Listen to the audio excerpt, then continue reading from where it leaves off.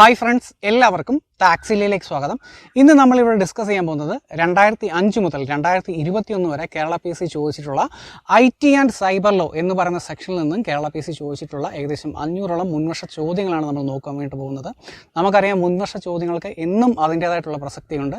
ഏറ്റവും അവസാനം നടന്നിട്ടുള്ള ഡിഗ്രി ലെവൽ എക്സാമുകളിൽ ഏറ്റവും അവസാനം നടന്നിരിക്കുന്നത് യൂണിവേഴ്സിറ്റി അസിസ്റ്റൻ്റ് എക്സാമാണ്. അതിൻ്റെ അകത്ത് നോക്കുകയാണെന്നുണ്ടെങ്കിൽ പോലും ഒരു ചോദ്യം ഒഴികെ ബാക്കിയെല്ലാം തന്നെ മുൻവർഷ ചോദ്യങ്ങളായിരുന്നു. ഇനിയിപ്പം സെക്രട്ടേറിയറ്റ് അസിസ്റ്റൻ്റ് എടുത്ത് നോക്കുകയാണെന്നുണ്ടെങ്കിൽ മുഴുവൻ തന്നെ മുൻവർഷ ചോദ്യങ്ങളായിരുന്നു. അപ്പോൾ നമുക്കറിയാം, എല്ലാവരും തന്നെ ഈ പറഞ്ഞ പോലെ തന്നെ പലതരം റാങ്ക് ഫയലും ഡിഗ്രി ലെവലും പ്ലസ് ടു ലെവലും 10th ലെവലൊക്കെ റാങ്ക് ഫയലൊക്കെ പഠിച്ചിട്ടിരിക്കുന്ന ആളുകളാണ്. അപ്പം പലരും റിവിഷനും കാര്യങ്ങളൊക്കെ തുടങ്ങിയിട്ടുണ്ടാവും. നിങ്ങൾക്ക് റിവിഷന് ഏറ്റവും കൂടുതൽ പ്രയോജനപ്പെടാൻ പോകുന്ന ഒരു ക്ലാസ്സാണ് നമ്മളിവിടെ അവതരിപ്പിക്കുന്നത്. അതായത് നമ്മൾ ഏകദേശം 40-ലധികം ക്വസ്റ്റ്യൻ പേപ്പേഴ്സ് നമ്മൾ കളക്ട് ചെയ്തിട്ടുണ്ട് ഡിഗ്രി ലെവൽ എക്സാമുകൾക്കകത്ത്. അതുപോലെ തന്നെ 10th പ്ലസ് ടു അതുപോലെ ടൈപ്പിസ്റ്റ് എക്സാമുകളുണ്ട്. ടൈപ്പിസ്റ്റ് എക്സാമുകൾ ചിലതിൻ്റെ അകത്ത് ഈ പറഞ്ഞ പോലെ IT ആൻഡ് സൈബർ ലോയിൽ നിന്ന് 20 അല്ലെങ്കിൽ 25ഓളം ചോദ്യങ്ങൾ ചോദിക്കാറുണ്ട്. ചിലതിൻ്റെ അകത്ത് അത്രയധികം ചോദ്യങ്ങൾ ചോദിക്കാറില്ല. അത്തരം ചോദ്യങ്ങൾ കൂടി നമ്മളിവിടെ എടുത്തിട്ടുണ്ട്. അതൊക്കെ നമ്മൾ കളക്ട് ചെയ്ത് ഡിസ്കസ് ചെയ്യുന്നതാണ്. അപ്പം നമുക്കറിയാം, ഇതുപോലെ തന്നെ ഒരു വീഡിയോ നമ്മൾ മുൻപും ചെയ്തിരുന്നു. ഒരു കൊല്ലം മുമ്പ് നമ്മൾ ചെയ്തിരുന്നു IT ആൻഡ് സൈബർ ലോയിൽ. അത് പക്ഷേ ഇത്രയധികം ക്വസ്റ്റ്യൻ പേപ്പേഴ്സ് ഉണ്ടായിരുന്നില്ല. അപ്പോൾ അതിൻ്റെ അകത്ത് നമ്മൾ ഒരുപാട് കാര്യങ്ങൾ ഡീറ്റെയിൽഡ് ആയിട്ടാണ് ഡിസ്കസ് ചെയ്തിരുന്നത്. ഇന്നിപ്പോൾ നമ്മൾ അങ്ങനെയല്ല, റിവിഷന് സഹായിക്കും വിധം എക്സ്പ്ലനേഷൻ ആവശ്യമുള്ളിടത്ത് മാത്രമായിരിക്കും നമ്മൾ എക്സ്പ്ലനേഷൻ തരിക. ഒരുപാട് വലിച്ചു നീട്ടാൻ വേണ്ടി ഉദ്ദേശിക്കുന്നില്ല. പെട്ടെന്ന് മാക്സിമം ക്വസ്റ്റ്യൻ പേപ്പേഴ്സ് തീർക്കുക എന്നുള്ളതാണ് നമ്മുടെ ഉദ്ദേശം കേട്ടോ.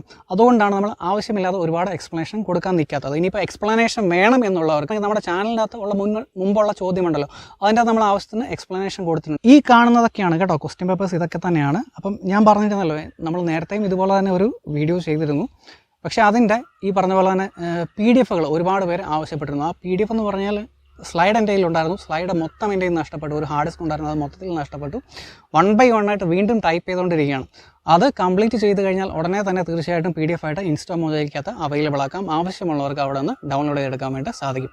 നിങ്ങൾക്ക് റിവിഷന് ഏറ്റവും കൂടുതൽ സഹായിക്കാവുന്ന ക്ലാസ്സുകളായിരിക്കും ഇത് എന്നെനിക്ക് 100% ഉറപ്പുണ്ട്. നമുക്ക് ക്ലാസ്സിലേക്ക് കിടക്കാം. ഓക്കെ, ഇതൊക്കെയാണ് കേട്ടോ കാണുന്നത്.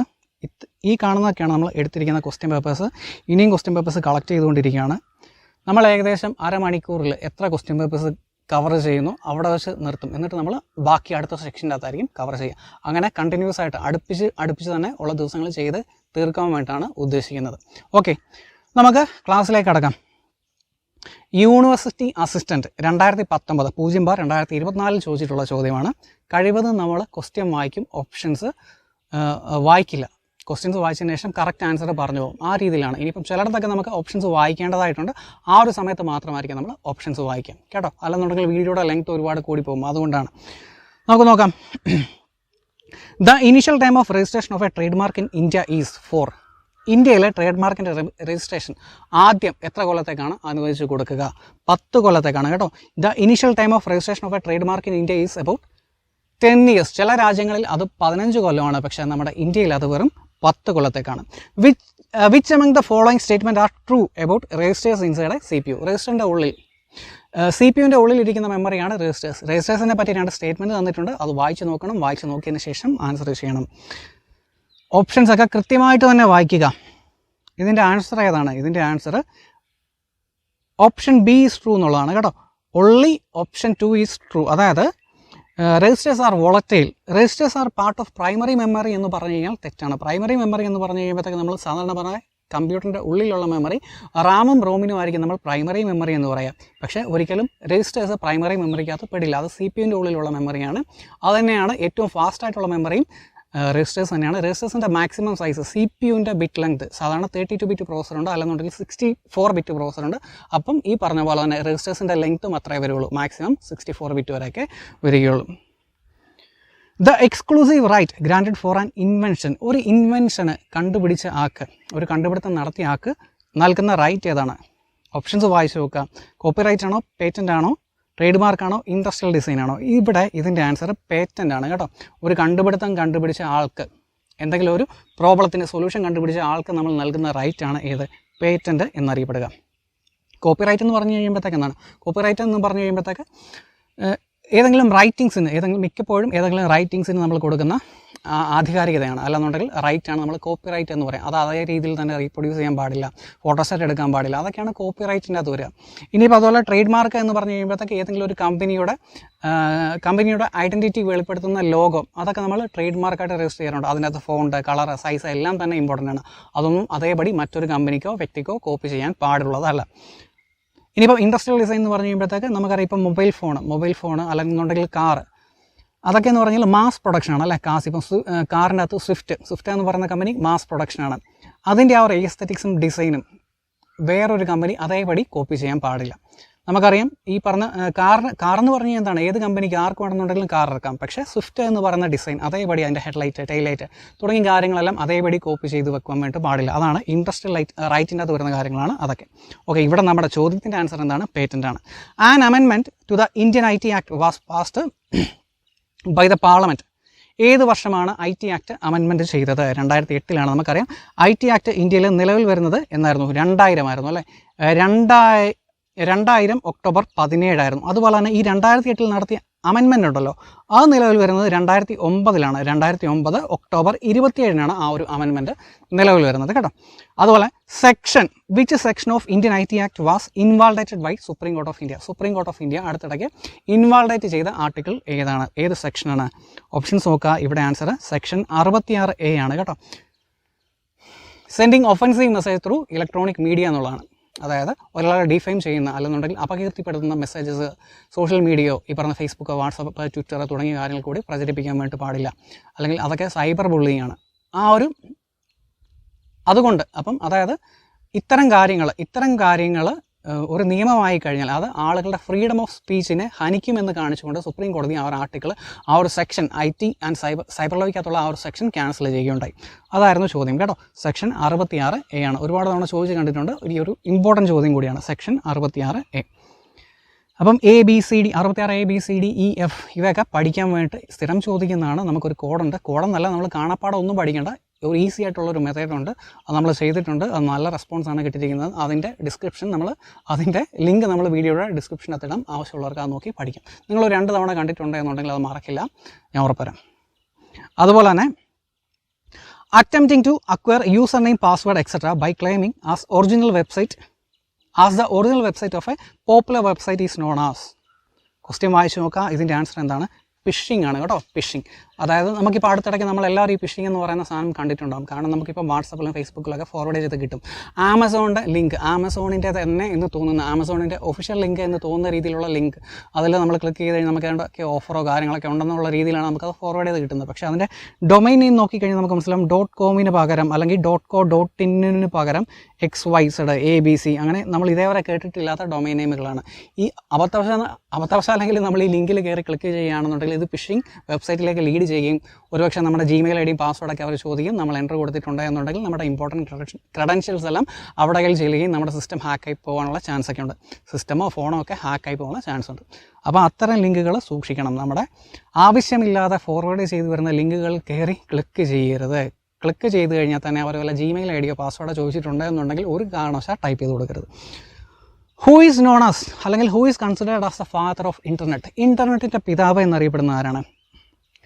വിൻഡോൺ സർഫാണ് കേട്ടോ. ഓപ്ഷൻ C ആണ് ഇവിടെ ആൻസർ. ടിം ബെർണസ്-ലീ എന്താണ്? വേൾഡ് വൈഡ് വെബ് WWWൻ്റെ ഫാദറാണ് ആര്? Tim Berners-Lee. Douglas E. ഏഞ്ചൽബർട്ട് എന്താ കണ്ടുപിടിച്ചത്? Douglas E. ഏഞ്ചൽബർട്ട് കണ്ടുപിടിച്ചത് മൗസ് ആണ് കേട്ടോ. കമ്പ്യൂട്ടർ മൗസ് കണ്ടുപിടിച്ച ആളാണ് Douglas E. Engelbart. Which among the following is not an operating system? താഴെ തന്നിരിക്കുന്നതിൽ ഏതാണ് ഓപ്പറേറ്റിംഗ് സിസ്റ്റം അല്ലാത്തത്? ഓപ്ഷൻസ് വായിച്ചു നോക്കാം. ഇവിടെ ആൻസർ വരിക ഏതാണ്? ഇവിടെ ആൻസർ വരിക സഫാരിയാണ് കേട്ടോ. ഇവിടെ ആൻസർ വരിക സഫാരിയാണ്. സഫാരി എന്ന് പറയുന്നത് ആപ്പിളിൻ്റെ തന്നെ ഒരു ബ്രൗസറാണ് സഫാരി എന്നറിയപ്പെടുക. അതുപോലെ തന്നെ TCP/IP സ്റ്റാൻഡ്സ് ഫോർ. ഇവിടെ കൃത്യമായിട്ട് ഓപ്ഷൻസ് വായിച്ചു നോക്കണം. C ആണോ D ആണോ ഇതിൻ്റെ ആൻസർ ഏതാണ്? ഓപ്ഷൻ D ആണ് കേട്ടോ. Transmission control protocol over internet protocol. ചിലർ പറഞ്ഞേക്കും Cയും Dയും ഒന്നല്ലേ എന്ന്. പക്ഷേ മുദ്ര ശ്രദ്ധിക്കണം. മുദ്ര ഇവിടെ കണ്ടോ, ഇൻറ്റേർണൽ എന്നാണ് കിടക്കുന്നത്. ഇവിടെ എന്താണ്? ഇൻ്റർനെറ്റാണ്. അപ്പോൾ ഇങ്ങനെയുള്ള കുരുക്കുകൾ IT ആൻഡ് സൈബർ ലോയിൽ നിന്ന് ചോദ്യങ്ങൾ ചോദിക്കുമ്പോൾ സ്ഥിരം ഉണ്ടാവാറുണ്ട്. നമ്മൾ ഒരാവശ്യത്തിന് ചാടി കയറി C മാർക്ക് ചെയ്തിട്ടുണ്ട് എന്നുണ്ടെങ്കിൽ 1.5 മാർക്ക് പോയി കിട്ടിയിട്ടുണ്ടാവും. അതുപോലെ തന്നെ the speed of data transmission in internet is measured in. ഇൻ്റർനെറ്റിൽ ഡാറ്റ ട്രാൻസ്മിഷൻ്റെ സ്പീഡ് മെഷർ ചെയ്യുന്ന ഏകകം ഏതാണ് എന്നുള്ളതാണ് ചോദ്യം. ഏതാണ്? ബിറ്റ്സ് പെർ സെക്കൻഡ് ആണ് കേട്ടോ. ബിറ്റ്സ് പെർ സെക്കൻഡ് ആണ്. ഓപ്ഷൻ വായിച്ച് നോക്കണം. ഇവിടെ ആൻസർ ബിറ്റ്സ് പെർ സെക്കൻഡ് ആണ്.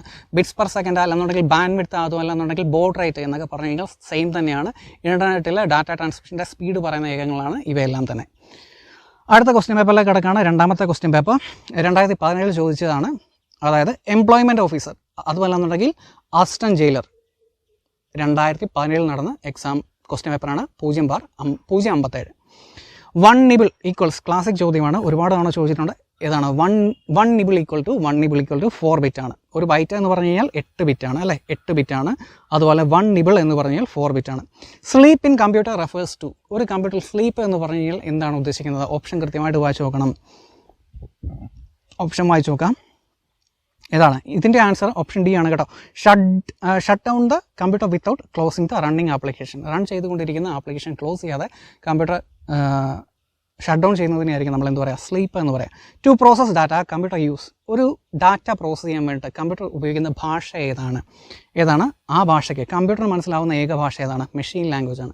നമ്മൾ പ്രോഗ്രാം ചെയ്യുന്നത് ഈ പറഞ്ഞ പോലെ അസംബ്ലി ലാംഗ്വേജിൻ്റെ അകത്തോ ഹൈ ലെവൽ ലാംഗ്വേജിൻ്റെ അകത്തൊക്കെ ആകാം. പക്ഷേ കമ്പ്യൂട്ടർ മനസ്സിലാക്കുന്നത് എപ്പോഴും സീറോസ് അല്ലെങ്കിൽ വൺസ്. അതിനെ നമ്മൾ എന്ത് വിളിക്കും? മെഷീൻ ലാംഗ്വേജ് എന്ന് വിളിക്കും. To process data computer uses machine language കേട്ടോ. ഒരല്പം സ്പീഡിലാണ് നമ്മൾ പറയുന്നത്. എനിക്ക് തന്നെ അറിയാം ഒരല്പം സ്പീഡിലാണ് പറയുന്നത് എന്നുള്ള കാര്യം. നമ്മൾ സ്പീഡ് കുറച്ചും ക്ലാസ്സുകൾ എടുക്കാറുണ്ട്. നമ്മൾ മാക്സിമം ക്വസ്റ്റ്യൻ പേപ്പർ പെട്ടെന്ന് കവർ ചെയ്യുക എന്നുള്ളൊരു ഉദ്ദേശമാണ്. കാരണം നിങ്ങൾക്ക് ഇപ്പോഴല്ല ഇത് പ്രയോജനപ്പെടുക. നിങ്ങൾ റിവിഷൻ ചെയ്യുമല്ലോ, ആ റിവിഷൻ ചെയ്യുന്ന സമയത്താണ് നിങ്ങൾക്കത് പ്രയോജനപ്പെടുക. അല്ലാന്നുണ്ടെങ്കിൽ ആ ഒരു സമയത്താണ് ഞാൻ ഈ പറഞ്ഞ പോലെ പതുക്കെ കാര്യങ്ങൾ പറഞ്ഞുകൊണ്ടിരുന്നാൽ നിങ്ങൾക്ക് ബോറടിക്കുന്ന ആ ഒരു സമയത്തായിരിക്കും. ഒരു തവണ കണ്ടതുകൊണ്ടൊന്നും അല്ലെന്നുണ്ടെങ്കിൽ ഒന്നിലധികം തവണ എന്താണ് വീഡിയോസ് കാണുക, അല്ലെന്നുണ്ടെങ്കിൽ നോട്ട്സ് എഴുതി പഠിക്കുക. ആ ഒരു സമയത്തൊക്കെ ആയിരിക്കും നിങ്ങൾ ആഴത്തിൽ കാര്യങ്ങൾ പഠിക്കുക. ആ ഒരു സമയത്ത് ഞാൻ ഈ വലിച്ച് നീട്ടി കഴിഞ്ഞ് കഴിഞ്ഞാൽ നിങ്ങൾക്ക് ബോറടിക്കും. അതുകൊണ്ട് ഒരല്പം സ്പീഡിൽ തന്നെയാണ് പോകുന്നത്. Which one of the following is not an operating system? താഴെ തന്നിരിക്കുന്നതിൽ ഏതാണ് ഓപ്പറേറ്റിംഗ് സിസ്റ്റം അല്ലാത്തത്? കണ്ടോ, വീണ്ടും ക്വസ്റ്റ്യൻ ആവർത്തിച്ച് വരുന്നു. ഇതിൻ്റെ അകത്ത് സഫാരിയാണ് കേട്ടോ ഓപ്പറേറ്റിംഗ് സിസ്റ്റം അല്ലാത്തത്. സഫാരി എന്താണ്? സഫാരി എന്നത് ആപ്പിളിൻ്റെ ബ്രൗസറാണ് എന്നുള്ളൊരു കാര്യം നമ്മൾ കുറച്ചും അങ്ങോട്ട് പറഞ്ഞതുള്ളൂ. അപ്പം സഫാരിയാണ് കേട്ടോ താഴെ കൂട്ടത്തിൽപ്പെടാത്തത്. ആൻഡ്രോയിഡും മക്കിൻടോഷും ലിനക്സും എല്ലാം തന്നെ എന്താണ്? ഓപ്പറേറ്റിംഗ് സിസ്റ്റമാണ്. ആൻഡ്രോയിഡിൻ്റെ പുതിയ വെർഷൻ്റെ പേരെന്താണ്? ആൻഡ്രോയിഡ് 11 എന്നാണ് കേട്ടോ. ആൻഡ്രോയിഡ് 11 ആണ്. ആൻഡ്രോയിഡ് 12 2021 സെപ്റ്റംബറിൽ റിലീസ് ചെയ്യും. മക്കിൻടോഷ് എന്നത് ആപ്പിളിൻ്റെ ഓപ്പറേറ്റിംഗ് സിസ്റ്റമാണ്. ലിനക്സ് എന്നത് എന്താണ്? ഓപ്പൺ സോഴ്സ് ഓപ്പറേറ്റിംഗ് സിസ്റ്റമാണ് അല്ലേ. ഓപ്പൺ സോഴ്സ് ആണ്, ഓപ്പൺ ഓപ്പറേറ്റിംഗ് സിസ്റ്റമാണ് എന്ത്? ലിനക്സ് എന്നുള്ളത്. Who are the founders of WhatsApp? വാട്സപ്പിൻ്റെ ഫൗണ്ടേഴ്സ് ആരൊക്കെയാണ്? ഓപ്ഷൻസ് വായിച്ചു നോക്കുക. ഇവിടെ ആൻസർ ഏതാണ്? ഓപ്ഷൻ സി ആണ് കേട്ടോ. Jan Koum and Brian Acton. Jan Koum and Brian Acton എന്ന് പറയുന്നതാണ്. ഓപ്ഷൻ സി ആണ് ഇവിടെ answer. Software that aims to gather information about a person or organisation without their knowledge that may send such information to another entity without consumer's consent or asserts control over a device without the consumer's knowledge. ഒരു യൂസറിൻ്റെ അനുവാദമില്ലാതെ നമ്മുടെ സിസ്റ്റത്തിൽ കയറി പറ്റുകയും അതുപോലെ അത് install ചെയ്ത ആൾക്ക് നമ്മുടെ ഇൻഫർമേഷൻ സെൻഡ് ചെയ്ത് കൊടുക്കുകയും ചെയ്യുന്ന ആപ്ലിക്കേഷൻസിനെ നമ്മൾ വിളിക്കുന്ന പേര് എന്താണ് എന്നുള്ളതാണ് ചോദ്യം. ഓപ്ഷൻസ് വായിച്ച് നോക്കുക. ഇതിൻ്റെ ആൻസർ ഏതാണ്? സ്പൈവെയർ ആണ് കേട്ടോ. Option A spyware. Section which provides punishment four sending offensive messages through communication service. നമ്മൾ കുറച്ചും അങ്ങോട്ട് പറഞ്ഞതേ ഉള്ളൂ. സുപ്രീം കോടതി ക്യാൻസൽ ചെയ്ത ആർട്ടിക്കിൾ ഏതാണ്? സെക്ഷൻ 66A ആണ് കേട്ടോ. അപ്പം ഇതിനൊക്കെ നമുക്ക് കോഡുണ്ട്. ഇതൊക്കെ നിങ്ങൾ കണ്ടു പഠിക്കണം കേട്ടോ. ABCDEF ഇതൊക്കെ ഓർത്തിരിക്കാൻ വേണ്ടി നമുക്കൊരു ഉഗ്രം കോഡുണ്ട്. നിങ്ങൾ വീഡിയോയുടെ ഡിസ്ക്രിപ്ഷനകത്തും കൊടുത്തിട്ടുണ്ട്. നിങ്ങൾ അവിടെ നിന്ന് കയറി നോക്കുക. അല്ലാന്നുണ്ടെങ്കിൽ പ്ലേലിസ്റ്റിനകത്ത് കിടപ്പുണ്ട്. IBM stands for. IBM എന്നുള്ളത് എന്തിൻ്റെ എക്സ്പാൻഷനാണ് അല്ലെങ്കിൽ എന്തിൻ്റെ ഷോർട്ട് ഫോമാണ് IBM എന്നുള്ളത്? ഓപ്ഷൻസ് വായിച്ചു നോക്കുക. എന്താണ്? International business machine. Option D ആണ് കേട്ടോ. അതാണ് അതിൻ്റെ expansion. Computer which stores different web pages is known as. പലതരം വെബ് പേജുകൾ സ്റ്റോർ ചെയ്യുന്ന കമ്പ്യൂട്ടേഴ്സിനെ വിളിക്കുന്ന പേരെന്താണ്? വെബ് സെർവർ എന്നറിയപ്പെടും. ഓപ്ഷൻ സി ആണ്. ഓപ്ഷൻ സി ആണ്, വെബ് സെർവറാണ് ഇതിൻ്റെ answer. The very high speed semiconductor memory which can speed up CPU. CPUവിനെ ഫാസ്റ്റർ ആക്കാൻ വേണ്ടി സാധിക്കുന്ന ഹൈ സ്പീഡ് മെമ്മറിക്ക് വിളിക്കുന്ന പേര് എന്താണ്? ക്യാഷെ മെമ്മറിയാണ് കേട്ടോ. ക്യാഷെ മെമ്മറിയാണ്. ഒരു കമ്പ്യൂട്ടറിൻ്റെ ഉള്ളിലെ ഏറ്റവും ഫാസ്റ്റ് ആയിട്ടുള്ള മെമ്മറി ഏതാണെന്ന് ചോദിച്ചു കഴിഞ്ഞാൽ ഏതാണ്? രജിസ്റ്റേഴ്സ് ആണ്. ഇവിടെ ചോദ്യം അതല്ല. The very high speed semiconductor memory which can speed up CPUവിൻ്റെ ഓൾറെഡി ഉള്ള സ്പീഡിനെ ഒന്നും കൂടെ ബൂസ്റ്റ് ചെയ്യാൻ വേണ്ടി സഹായിക്കുന്ന മെമ്മറി ഏതാണ്? ക്യാഷെ മെമ്മറിയാണ്. ക്യാഷെ മെമ്മറിയുടെ സൈസ് മിക്കപ്പോഴും 10 MB അല്ലെങ്കിൽ 11 MB ഒക്കെ ഉണ്ടാവാറുള്ളൂ. ഇനിയിപ്പോൾ അടുത്തത് 2018 ചോദ്യമാണ്. Secretariat assistant 104/2018.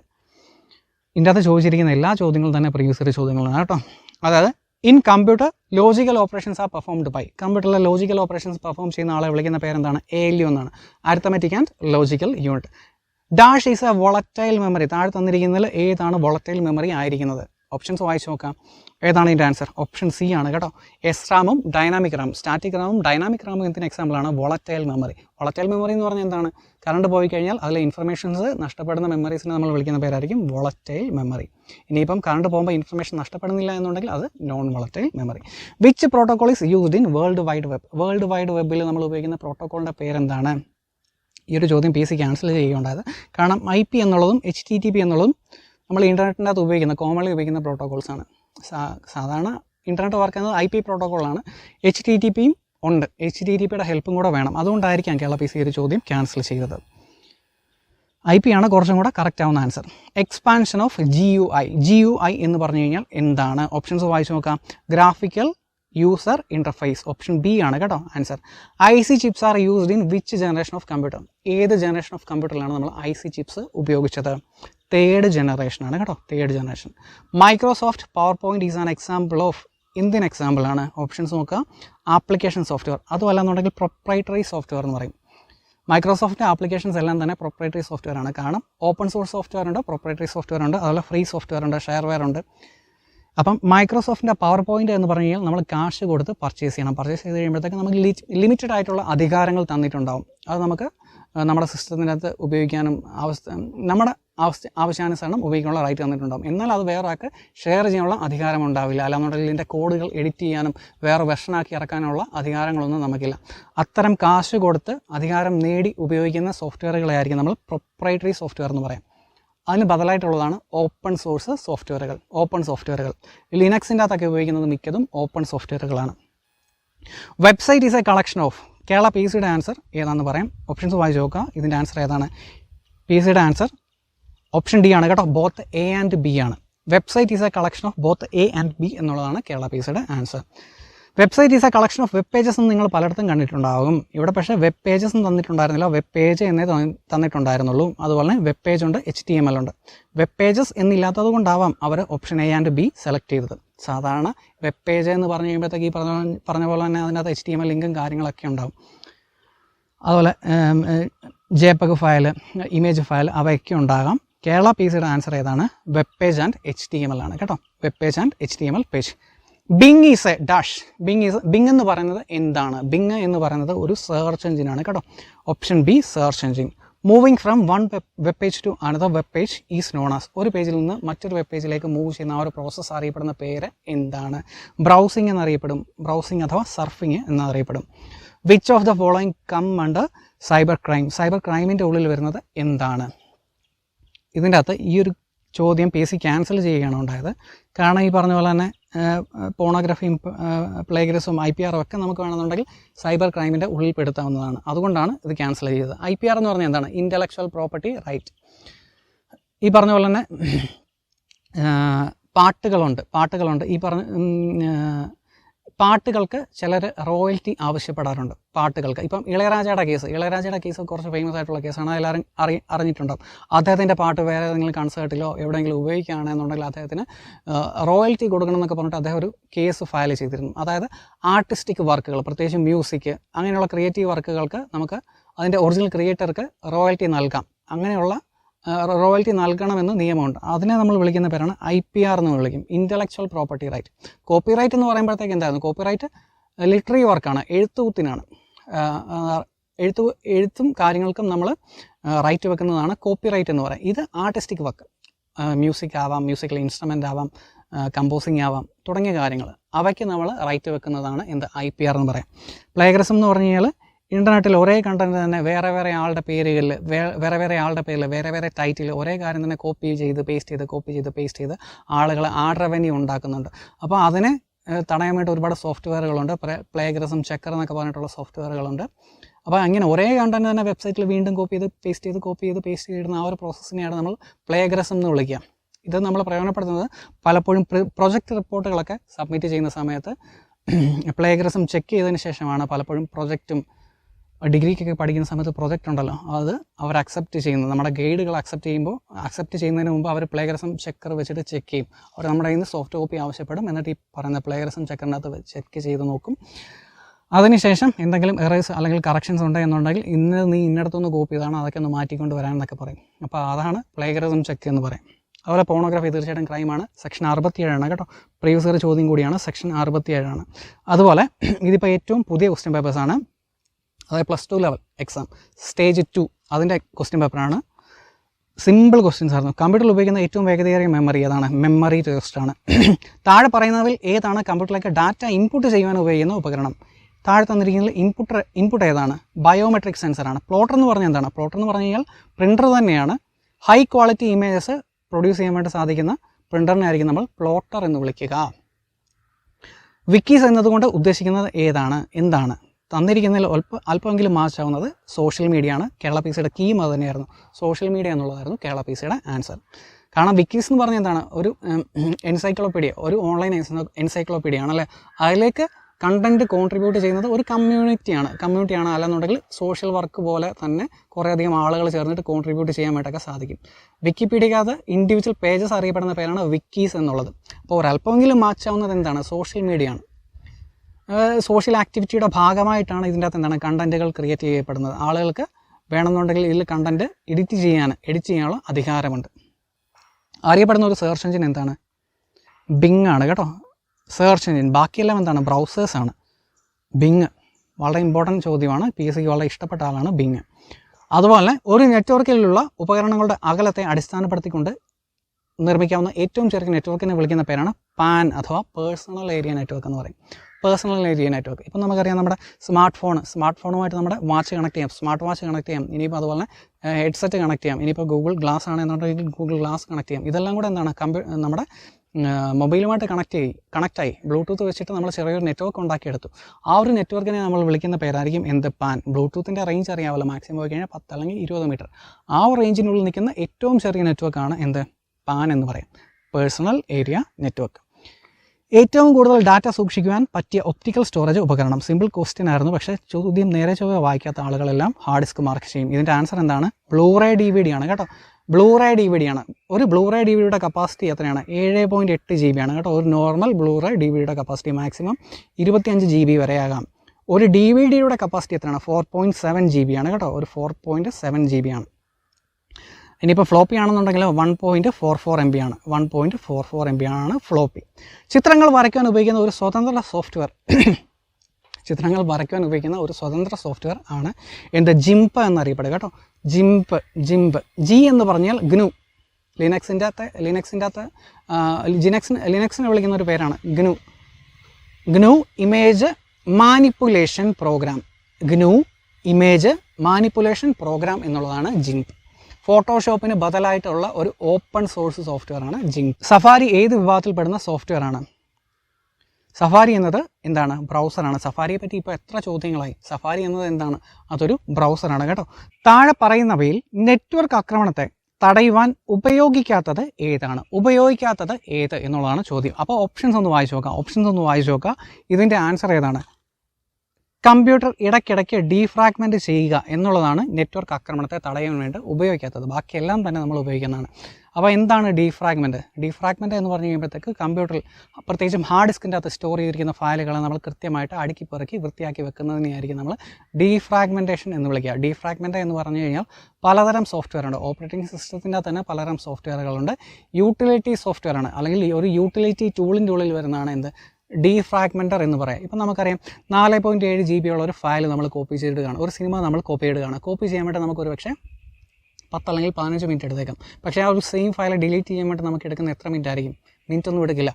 മാക്സിമം പോയി കഴിഞ്ഞാൽ 1 സെക്കൻഡ് അല്ലെന്നുണ്ടെങ്കിൽ 2 സെക്കൻഡ് മാത്രമായിരിക്കും ടൈം എടുക്കുന്നത്. എന്തുകൊണ്ടാണ് ഇങ്ങനെ സംഭവിക്കുന്നു എന്ന് ചോദിച്ചു കഴിഞ്ഞാൽ ഹാർഡ് ഡിസ്കിൻ്റെ പ്രത്യേകത, ഹാർഡ് ഡിസ്ക് ഡാറ്റാസ് റൈറ്റ് ചെയ്യുക റാൻഡമായിട്ടായിരിക്കും. അത് ഫ്രീ സ്പേസ് എവിടെയൊക്കെ കാണുന്നു അവിടെയെല്ലാം കാര്യങ്ങൾ കയറി റൈറ്റ് ചെയ്ത് വെക്കും. സെക്ടേഴ്സ് ഉണ്ട്, ട്രാക്ക് ഉണ്ട്, അവിടെയെല്ലാം ഈ പറഞ്ഞ റീഡ് റൈറ്റ് ഹെഡിൻ്റെ ഹെൽപ്പോട് കൂടി അത് ഡാറ്റാസ് റൈറ്റ് ചെയ്ത് വെക്കും. പിന്നീട് ഇതിൻ്റെ എല്ലാം പോയിൻറ്റേഴ്സ് അഥവാ അഡ്രസ്സുകൾ കളക്ട് ചെയ്ത് ഒരു ഫയലായിട്ട് സൂക്ഷിക്കും. നമ്മൾ ആ ഒരു സിനിമയുടെ പേരിൽ കാണുന്നത് എന്താണ്?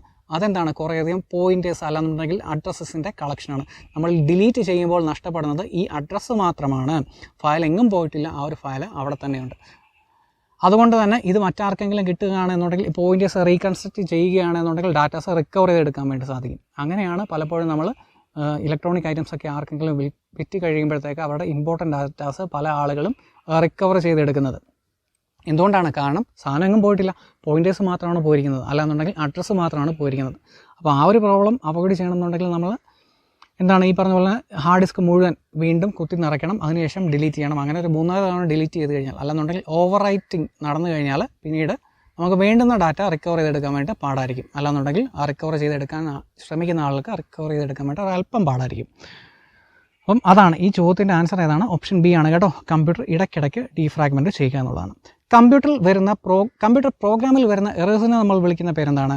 ബഗ്സ് എന്നാണ് അല്ലേ. ഓപ്ഷൻ ബി ബഗ്സ് എന്നുള്ളതാണ്. അടുത്തത് വില്ലേജ് എക്സ്റ്റൻഷൻ ഓഫീസർ. അവിടെ ചോദിച്ചിട്ടുള്ള ചോദ്യമാണ്. വില്ലേജ് എക്സ്റ്റൻഷൻ ഓഫീസർ പല ജില്ലകളിലായിട്ടാണ് ക്വസ്റ്റ്യൻസ് എക്സാം നടന്നത്.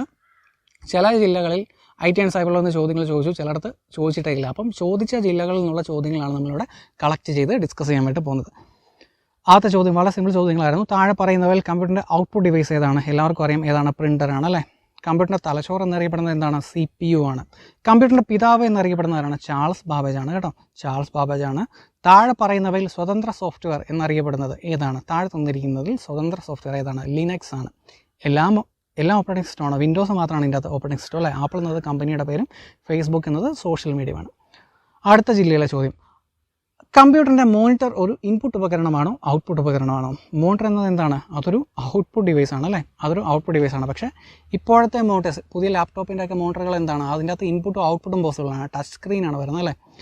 അപ്പോൾ ആ ഒരു രീതിയിൽ ആലോചിച്ച് കഴിഞ്ഞാൽ ഇതുമാകാം. പക്ഷേ എന്താണ്, ജനറലി നമ്മൾ എന്താ പറയാം, ഔട്ട്പുട്ട് ഉപകരണമാണ് മോണിറ്റർ. ആൻഡ്രോയിഡ് ഓപ്പറേറ്റിംഗ് സിസ്റ്റം പുറത്തിറക്കുന്ന കമ്പനി ഏതാണ്? ഏത് കമ്പനിയാണ് ആൻഡ്രോയിഡ് OS പുറത്തിറക്കുന്നത്? എല്ലാവർക്കും അറിയാമെന്ന് എനിക്ക് തോന്നുന്നു. ഏതാണ്? ഗൂഗിൾ ആണ് അല്ലേ. ആൻഡ്രോയിഡിൻ്റെ ഏറ്റവും പുതിയ പതിപ്പിൻ്റെ പേരെന്താണ്? ആൻഡ്രോയിഡ് 11 എന്നാണ് കേട്ടോ. ആൻഡ്രോയിഡ് 12 ഇറങ്ങാൻ പോവുകയാണ് 2021 സെപ്റ്റംബറോട് കൂടി. 2021 സെപ്റ്റംബറിൽ ആൻഡ്രോയിഡ് 12 പുറത്തിറങ്ങിയേക്കും. മൈക്രോസോഫ്റ്റ് വിൻഡോസ് ഓപ്പറേറ്റിംഗ് സിസ്റ്റം പുറത്തിറക്കിയ വർഷം? വിൻഡോസ് എന്ന ഓപ്പറേറ്റിംഗ് സിസ്റ്റം പുറത്തിറക്കിയ വർഷമാണ് ചോദിച്ചിരിക്കുന്നത്. വിൻഡോസ് എന്ന ഓപ്പറേറ്റിംഗ് സിസ്റ്റം പുറത്തിറക്കിയത് 1985 മൈക്രോസോഫ്റ്റ് എസ്റ്റാബ്ലിഷ് ചെയ്തത് 1975 വിൻഡോസ് ഓപ്പറേറ്റിംഗ് സിസ്റ്റം പുറത്തിറക്കിയത് 85 മൈക്രോസോഫ്റ്റ് എസ്റ്റാബ്ലിഷ് ചെയ്തത് 75 അടുത്തത് യൂണിവേഴ്സിറ്റി അസിസ്റ്റൻറ്റ്. യൂണിവേഴ്സിറ്റി അസിസ്റ്റൻറ്റിൽ ചോദിച്ചിട്ടുള്ള ചോദ്യമാണ്. An attempt to make computer resource unavailable to it intended users.